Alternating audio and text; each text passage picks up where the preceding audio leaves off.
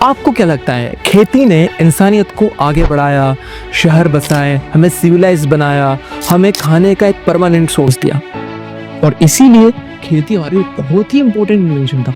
गलत। वास्तव में अगर देखा जाए तो खेती हमारी ह्यूमन हिस्ट्री का सबसे बड़ा फ्रॉड है और ये शायद एक ऐसा स्कैम है जो आज भी कंटिन्यू चल रहा है अलग अलग फॉर्म्स में, बस हम उसे समझ नहीं पा रहे। आज हम इसी बारे में पूरा डिस्कशन करेंगे किस तरीके से खेती ने इंसान की लाइफ को कंप्लीटली चेंज कर दिया और इवॉल्व की जगह डिवॉल्व कर दिया और कहीं ना कहीं आज भी हम उसी प्रोसेस को जी रहे हैं। हाय, आई एम विनय और हम यहाँ पर एक्सप्लोर करते हैं deep ideas from timeless text to today's twisted truths. और ये स्पेस है उनके लिए जो न सिर्फ देखना चाहते हैं बल्कि सोचना भी चाहते हैं। एक टाइम था जब इंसान हंटर गैदरर था, मतलब एक शिकारी की तरह उस जंगल में जाता था, शिकार करता था और फिर उससे अपना पेट भरता था, या फिर जंगल में जाकर के फ्रूट्स, बेरीज, अलग अलग तरह के स्टेपल्स, इनको जाकर के गैदर करता था और उसी से अपना गुजारा करता था। मतलब कोई परमानेंट ऐसा काम करने की ज़रूरत नहीं थी जिसमें वो लगातार इंगेज होता रहे।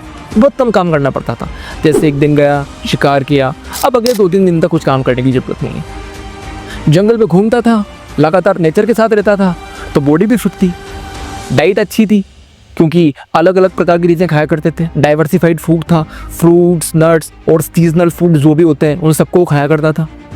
लगातार वर्कआउट करता रहता था, क्यों? क्योंकि जंगल में घूमना अपने वर्कआउट ही है, इसीलिए फिजिकली स्ट्रॉन्गर था। बीमारियां होती नहीं थी इतनी जनरली, क्योंकि एक तो लगातार काम करते रहने से बॉडी इतनी रेजिलेंट बन जाती थी कि कोई बीमारी अगर आ भी जाए ना तो टिक नहीं पाती थी। और अगर किसी को कोई इन्फेक्शन हो भी गया तो वो इतना जल्दी फैलता नहीं था। क्यों? क्योंकि उस टाइम इंसान छोटे छोटे ग्रुप्स में रहते हैं। जैसे आपने देखा होगा ना, किसी गांव के अंदर बंदर आते हैं तो छोटा ग्रुप होता है उनका, 50 जनों का, 100 जनों का। वैसे ही इंसान उस टाइम पर 150, 200 इतने छोटे छोटे ग्रुप्स के अंदर रहा करता था और इसलिए अगर किसी को इन्फेक्शन हो भी गया तो वो पूरी कम्युनिटी को नहीं फैलता था, बल्कि एक छोटे से ग्रुप के अंदर ही फैल करके रह जाता था। और पूरी सोसाइटी के लोग आपस में एक दूसरे को जानते थे, एक दूसरे की हेल्प करते थे, एक दूसरे को नाम से पहचानते थे। आज भी आप देखो ना, अगर किसी मोहल्ले के अंदर 100-150 लोग रहते हैं तो ऑलमोस्ट सब एक दूसरे के नाम जानते हैं। हालांकि ज़रूर है कि आजकल जो मल्टीज़ वगैरह बन गई वहाँ लोग एक दूसरे को नहीं जान पाते, लेकिन अगर आज भी हम गाँव की बात करें तो गाँव के अंदर आप देखेंगे कि लोग सब एक दूसरे को जानते हैं। और इसीलिए उस टाइम पर सोसाइटी के अंदर कोई ऊंचा नीचा, बड़ा छोटा ऐसी बात नहीं थी, बल्कि एक इक्वलिटी, जिस इक्वलिटी की बात आज हमारे पॉलिटिशियंस बड़े गरज गरज करके करते हैं, वो इक्वलिटी सोसाइटी के अंदर पहले से ही थी। कोई हायरार्किकल सिस्टम नहीं था, कोई राजा नहीं था, कोई लैंडलॉर्ड नहीं था, वो सिंपल सिस्टम्स थे। क्यों? क्योंकि ज़मीन तो सबकी थी और लोग एक जगह पर टिकते भी नहीं थे। कुछ टाइम यहाँ रहे, फिर यहाँ से मन भर गया, किसी आगे के जंगल में चल गए, फिर वहाँ मन नहीं लगा, कहीं आगे चल गए। यानी कि उनके लिए जो सबसे इम्पोर्टेंट चीज़ थी वो थी उनकी ट्राइब, वो था उनका ग्रुप। और ये बात थी लगभग 10,000 साल पहले तक की। उस टाइम तक इंसान ने खेती नहीं की थी। लेकिन अगर हम इस पूरे हंटर गैदर वाले प्रोसेस को देखें, उसमें बस एक छोटी सी कमी थी, और वो कमी ये थी कि भले ही इंसान के पास टाइम हो, भले ही इंसान एकदम लग्जरी लाइफ जी रहा था, भले उसको एकदम फ्रीडम थी, लेकिन एक प्रॉब्लम ये थी कि एक चीज़ का भरोसा नहीं था कि हम अगले दिन अगर खाना ढूंढने जा रहे हैं तो हमें मिलेगा या नहीं मिलेगा। फिक्स चीज़ें नहीं थी और उन्हें डर भी लगता था इस बात का कि आज तो मान लो हमने खाना खा लिया, कल हो सकता है शिकार नहीं मिले। क्योंकि आपने कई बार देखा होगा डिस्कवरी पे, नेशनल जियोग्राफी पे, अगर कोई शिकारी किसी शिकार पर जाता है तो ज़रूरी नहीं है कि वो जिसका शिकार कर रहा है वो हाथी है। शेर हिरण का शिकार कर रहा है, लेकिन हो सकता है हिरण भाग जाए और इस स्थिति के अंदर शेर को भूखा भी रहना पड़ सकता है। और तब जाकर के उस टाइम के लोगों ने सोचा कि यार कुछ परमानेंट सॉल्यूशन होना चाहिए, और इसीलिए वो मुड़े खेती की तरफ। और आज से लगभग 10,000 साल पहले मेसोपोटामिया, जिसको हम आज इराक बोल सकते हैं, वहाँ पर दुनिया की पहली एग्रीकल्चर हुई और फसलें बोना स्टार्ट किया गया। गेहूँ, मक्का, मिलेट्स, अलग अलग टाइप की फसलें स्टार्ट होने लगी। लेकिन एक फसल जिसने सभी फसलों को पछाड़ दिया वो थी गेहूँ, वीट। क्योंकि गेहूं की एक खास बात यह है, इसको स्टोर किया जा सकता है, इसकी फार्मिंग स्केलेबल होती है। अगर ज़मीन उपजाऊ है, पानी अच्छा है, तो इसको आप बहुत अच्छे तरीके से कर सकते हैं। और इसीलिए गेहूं की एक फसल ने बाकी सभी फसलों को पछाड़ दिया, और इस वजह से जो डाइवर्सिफाइड चीज़ें इंसान पहले खाया करता था वो सब खत्म हो गई, सिर्फ गेहूँ पर आके टिक गई। आज भी आप नोटिस कर सकते हैं, दुनिया का ऐसा कोई स्थान नहीं है जहाँ पर गेहूँ की खेती नहीं हो। चाहे आप बात करें यूएस की, चाहे आप बात करें कनाडा की, चाहे आप बात करें फ्रांस की, चाहे आप बात करें यूरोप की, चाहे आप बात करें रशिया की, चाहे आप बात करें इंडिया की, चाहे करें चाइना की, हर जगह पर और किसी चीज़ की खेती चाहे हो या नहीं हो, लेकिन गेहूं की खेती तो होती ही होती है। और इसीलिए ये लोग कहते हैं कि इंसान ने गेहूं को नहीं पाला, गेहूं ने ही इंसान को पाल लिया। और तब से लेकर के आज तक ये खेती का सिलसिला चल रहा है। अब हम ये देखने वाले हैं कि आखिरकार इस खेती के साइड इफेक्ट्स क्या हुए। सबसे पहला साइड इफेक्ट तो ये हुआ कि जो इंसान पहले सीजनल फूड्स खाता था, मल्टीपल टाइप की वैरायटीज़ के स्टेपल्स, अलग अलग बेरीज, वेजिटेबल्स और जंगल के जो अलग अलग प्रकार के डाइवर्सिफाइड फूड्स होते हैं उनको खाया करता था, वो सिर्फ एक डाइट पर आके टिके। और जो लोग साइंस से जुड़े हुए हैं वो जानते होंगे कि अगर हमें कंप्लीट प्रॉपर न्यूट्रिशन वैल्यू चाहिए हमारी बॉडी के लिए, तो हमें मल्टीपल फूड्स लेने चाहिए और डाइवर्सिफाइड डाइट लेनी चाहिए। वो डाइवर्सिफिकेशन खत्म हो गया, हम आकर के डिग गए सिर्फ और सिर्फ गेहूं के ऊपर, मैक्सिमम टाइम बस गेहूं। और इस वजह से ये हुआ कि हमारी जो फिजिकल एंड्योरेंस थी, हमारी जो कैपेबिलिटीज थी, वो धीरे धीरे डाउन होने लग गई। जब इंसान हंटर गैदर था, वो जंगल में जाता था, शिकार करता था, उसके पीछे भागता था, दौड़ता था, पेड़ों पर चढ़ करके फ्रूट्स तोड़ता था, यानी उसका अच्छा खासा फिजिकल वर्कआउट डेली हो जाता था। लेकिन अब तो वो बस सिर झुका करके एक ही खेत में चल रहा है। और इसका साइड इफेक्ट ये हुआ कि पिछले 10,000 सालों के अंदर एज ए ह्यूमन बीइंग हम फिजिकली डिवॉल्व हो चुके हैं। हो सकता है इंटेलेक्चुअली हम बहुत आगे बढ़ गए हों, हमने बहुत इन्वेंशन कर लिए, लेकिन ये बात आप किसी से भी पूछ सकते हैं कि हमारे एंसेस्टर्स की तुलना में फिजिकली हम काफ़ी वीक हैं। आप ज़्यादा पुरानी बात, बहुत पुराने जाने की जरूरत नहीं। अगर अपन 3 पीढ़ी पहले भी जाकर के देखेंगे तो हमारे जो फोर फादर्स थे वो इतने रेजिलिएंट थे कि वो एक्सट्रीम गर्मी, एक्सट्रीम सर्दी, एक्सट्रीम बारिश, इन सबको इजीली सहन कर लेते थे बिना किसी प्रॉब्लम के। हाँ, उस टाइम पर इन्फेक्शियस डिजीज हुआ करती थी जो कि लाइफ थ्रेटनिंग थी, मेडिकल साइंस ने खत्म कर दिया। लेकिन फिजिकली अगर अपन बात करें तो फिजिकली उनके जितने स्ट्रॉन्ग नहीं है। अगर आज हम जीवित बचे हुए हैं तो जस्ट बिकॉज ऑफ दैट कि मेडिकल साइंस ने इतनी तरक्की कर ली कि हमारे पास वैक्सीन्स हैं, हमारे पास मेडिसिन हैं। अदरवाइज अपन सिर्फ बॉडी की रेजिलेंट पावर की बात करें तो नो डाउट हमारी बॉडी उतनी स्ट्रॉन्ग नहीं रही।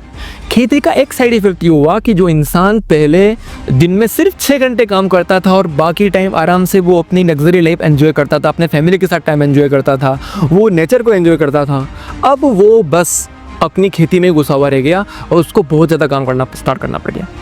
यानी कि तो लग्जरी एक टाइप की उसको पहले मिल रही थी, खत्म।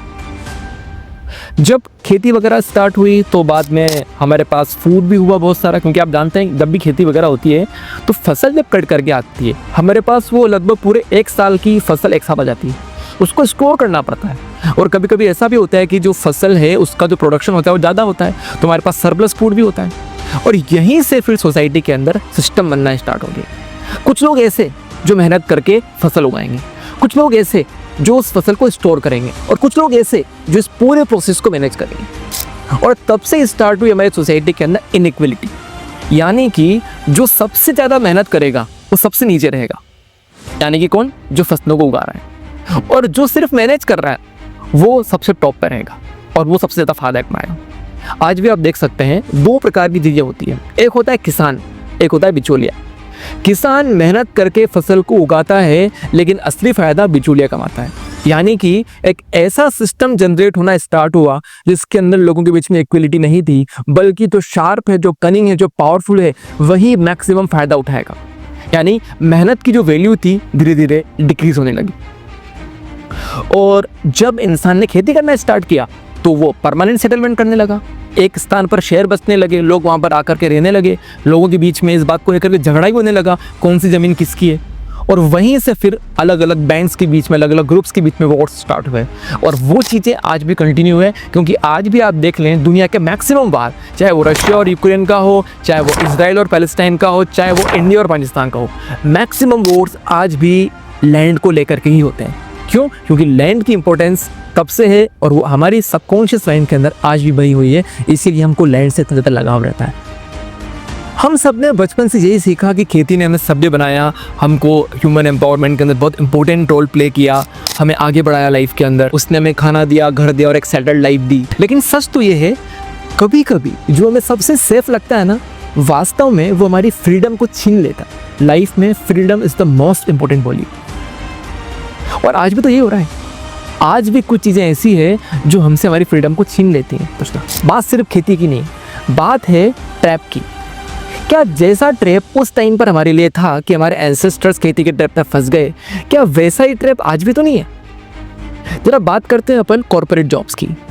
कहने को लगता है कि एक फिक्स सैलरी होगी, वहाँ पर हम EMI फिल कर सकेंगे, उसके बाद हम कुछ चीज़ें खरीद सकेंगे। लेकिन अगर अपन पूरे प्रोसेस को ध्यान से देखें तो एक पर्सन जैसे ही किसी जॉब के अंदर जाता है वो वहाँ पर वो जाकर एकदम फिक्स हो जाता है। उसे लगता है कि वो लाइफ में सेटल हो गया। लेकिन इंपॉर्टेंट बात यह है कि जब भी इंसान सेटल होता है ना, वो स्टेबल हो जाता है, और जहाँ स्टेबिलिटी होती है वहाँ ग्रोथ नहीं होती है। वो अपने आप को एक्सप्लोर नहीं कर पाता, वो नेचर को नहीं जान पाता, वो टाइम पर लोगों से मिल नहीं पाता, उसके सोशल कनेक्शन एकदम ख़त्म हो जाते हैं। बस उसको लगता है कि मेरे पास सब कुछ है, लेकिन वास्तव में जो रियल फ्रीडम होती है वो एंजॉय नहीं कर पाता। अगर लाइफ में हमें चीज़ों को अनुभव करना है, चाहे वो एक्सटर्नल हो चाहे वो इंटरनल हो, उसके लिए हमें टाइम तो चाहिए इसे। और आज की लाइफ के अंदर अगर हम देखें तो भले ही हमारे पास पैसा है, भले ही हमारे पास रिसोर्सेज हैं, लेकिन उसके बदले में हम लगभग 8 से 12 घंटे डेली के डिवोट करते हैं, और उसके बाद बेचारा इंसान इतना थक जाता है कि कुछ करने के लायक रहता ही नहीं। तो आपको नहीं लगता कि जो पूरी कॉर्पोरेट लाइफ है, जो पूरा सिस्टम हमारे आसपास क्रिएट किया हुआ है, ये भी एक ट्रैप है, और उस ट्रैप के अंदर हम जाने अनजाने में फंस जाते हैं। लेकिन एक इम्पोर्टेंट बात है, एक डिफरेंस हम यहाँ पर क्रिएट कर सकते हैं। हमारे एंसेस्टर्स जब एग्रीकल्चर के ट्रैप में फंसे तो उनके पास ये अवेयरनेस नहीं थी कि इसका आउटकम क्या निकलेगा। लेकिन आज हम हिस्ट्री को अगर ठीक ढंग से देखें तो ये समझ हम ले सकते हैं, ये इंसाइट हम ले सकते हैं कि कई चीज़ें देखने में लुक्रेटिव होती हैं, अट्रैक्टिव होती हैं, और हमें लगता है कि वो हमारे लिए सेफ़ है। लेकिन सेफ हमेशा ग्रोथ नहीं होता, सेफ हमेशा फ्रीडम नहीं होता। तो अपनी लाइफ को अपन एक बार देख सकते हैं, चेक कर सकते हैं कि हम सच में लाइफ को एंजॉय कर रहे हैं या बस एक पुराना सिस्टम फॉलो कर रहे हैं जहाँ पर खेती को हमारे मॉडर्न कॉर्पोरेट सिस्टम ने रिप्लेस कर दिया है। सच्ची विजडम ये है कि हमें पता चले कि हमें कोई सिस्टम चला रहा है और कैसे हम एक ऐसा सिस्टम जनरेट कर सकते हैं जैसा कि हमें चाहिए।